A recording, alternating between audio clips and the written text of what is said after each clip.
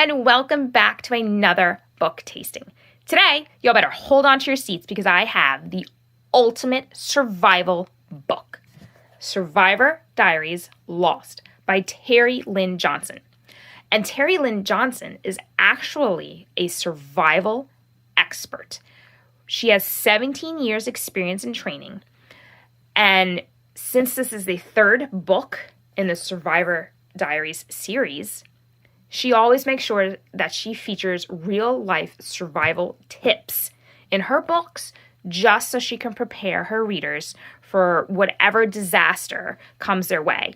And in this case, getting lost in a rainforest.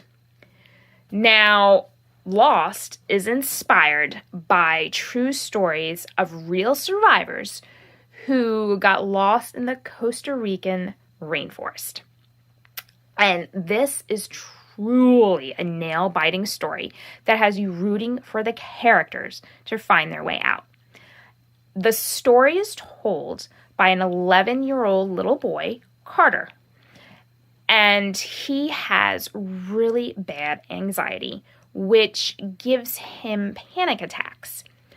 And one thing that he does to help him with his anxiety and ease those panic attacks is to get prepared. He reads up on everything and everywhere just so he is ready for whatever comes his way. But the one thing that he's not truly prepared for is getting lost in the rainforest. He doesn't prepare for howler monkeys, who, by the way, have the most terrifying sound. It is creepy, like spine-tingling, hair sticking up on your arms. Creepy. He is also not prepared for white-faced monkeys that steal, scorpions, or boa constrictors, or his 12-year-old companion, Anna, who he gets lost with in the rainforest. And when you read the book, you'll actually find out that Anna is the one that actually gets him into the predicament that he's in. So, the two spend 2 days lost in the rainforest, and they execute plan after plan in order to stay alive and find a way out of the rainforest. So I'm going to go ahead and get started on reading. I'm going to start with them getting lost, finding out that they're lost, and then a little bit of a predicament that they get into, and a survival tip. So let's get started. It actually starts in chapter 3. Now, the chapters are pretty quick and easy to read, and there's actually pictures in here that help ease up all that reading. So let's go ahead and get started. Chapter 3. The trees and branches above us came to life. With all that noise, I expected to see something huge emerge, but it was all coming from small animals with black, furry bodies. They howled at us while leaping from branch to branch, shaking the leaves. Anna let out a scream and then dove off the trail. She started lurching forward through the brush of the jungle. No! I ran after her, my heart crashing in terror at this disaster. It's just... Anna screamed as a seed ball hit her in the head. More things rained down, making us cover our heads as we ran. I didn't know what was being thrown at us. I had to stop her.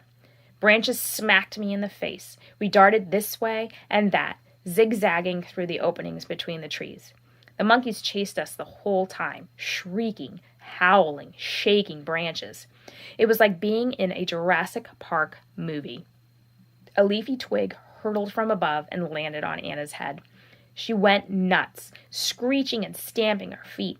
The branch ripped away, and she sprinted again. Stop! Wait! Finally, she slowed down. We stood together, panting, our chests heaving. Never run in the jungle, I yelled. What was that? Anna asked. I tried to tell you, I gasped. They were just howler monkeys. We don't have to be afraid of monkeys. We jumped at the horrifying noise right above us. They filled the whole world with their deafening calls. My skin prickled as they finally moved away and left us alone. I thought It was jaguars, Anna cried. We don't have to be afraid of jaguars either. The creatures to fear in this rainforest are venomous snakes and spiders. The way to avoid them is never run through the jungle. Now that the risk of immediate death was over, the tension in me started to drain. I looked around at the unfriendly jungle and realized we were far from the trail. Do you know which way we came? Anna pointed, and I followed her for a while, weaving in and out of skinny trees, brushing aside dangling vines. I stepped into a spider web. Its sticky threads clinging to my face nearly sent me in a full-blown panic attack. I think I would have a panic attack, too. I think any of you guys who ever got a huge spider web stuck in your face would get a little bit of a panicky attack. Not a funnel spider. Not gonna die horribly. Oh, I'm good. And I let out a deep breath. We walked past tall roots that grew like snaking eels, anchoring one tree from all sides. Don't step over the roots. Step on them, I reminded her, so you don't surprise a snake. Suddenly she stopped, looked around, and headed in a different direction. The worry churning my guts intensified. Anna, stop. Listen to me. Do you know where we are? Do you know where the trail is? She definitely seemed nervous now. I thought it was right here. You mean we're lost? I said. The distant calls of howler monkeys shook the jungle.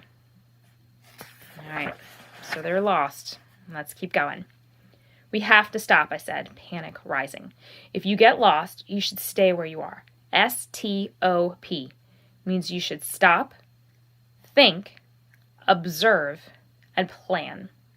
They'll be looking for us at the resort. I didn't know if I was reassuring Anna or myself. If we stay here, they can probably track us. No way, Anna argued. We're in the middle of the jungle. They'll never find us here. We have to keep going while we still have enough light to see. I'm older than you. I make the decisions, and I'm thirsty. We should see if we can find those falls again. Anna, listen to me, I said. I just want to be back at the resort, Anna said. Hey, anyone? Can anyone hear us? We're in here. Hello, I yelled. We listened a moment, but heard no response. The heat and humidity in the air was like a pulsing living thing.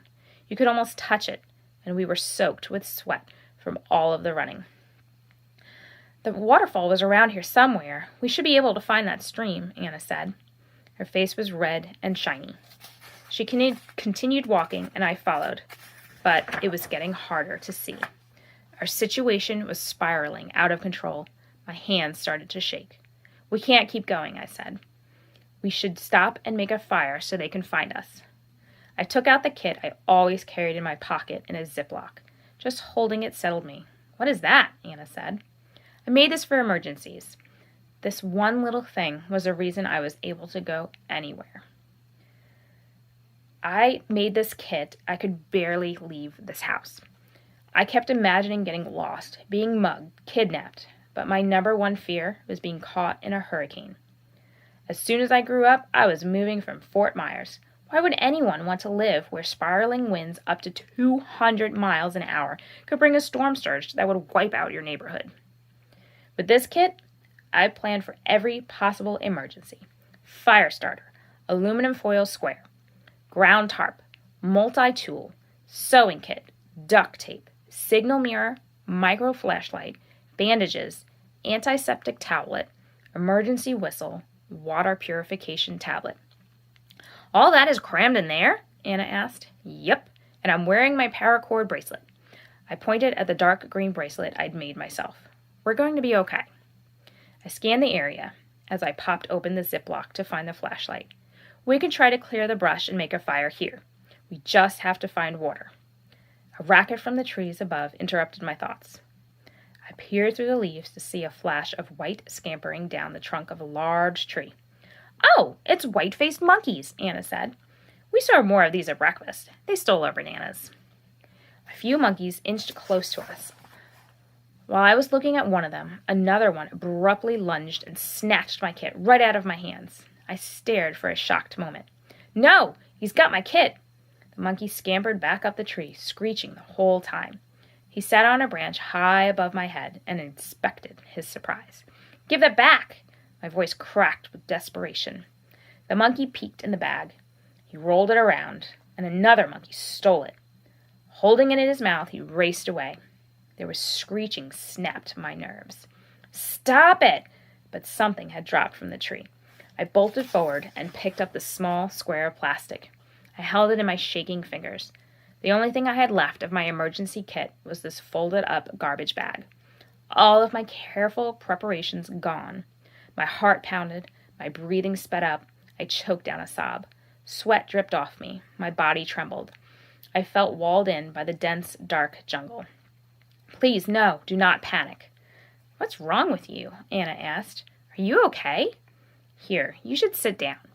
She took my arm and led me to a hollow log. I stumbled after her. Anna was right. I just needed to breathe. I reached down into the leaves to clear a space and snatched my hand back with a yelp. We both saw something scuttle away. A scorpion the size of a bow tie with its stinger curled over its back. I'm gonna die, I hollered. Focus. Breathe in. 1. Hold. Breathe out. 2. Not working. Throat closing. Smothering. Black. So I'm going to leave you guys there, wondering and hopefully clamoring right now to get to the library so you can check out Survivor Diaries Lost to find out what happens to Carter and Anna and how they get out of the rainforest. Well, that's all I have for this week, and I will see you guys next week with something new and wonderful. Happy reading. Bye!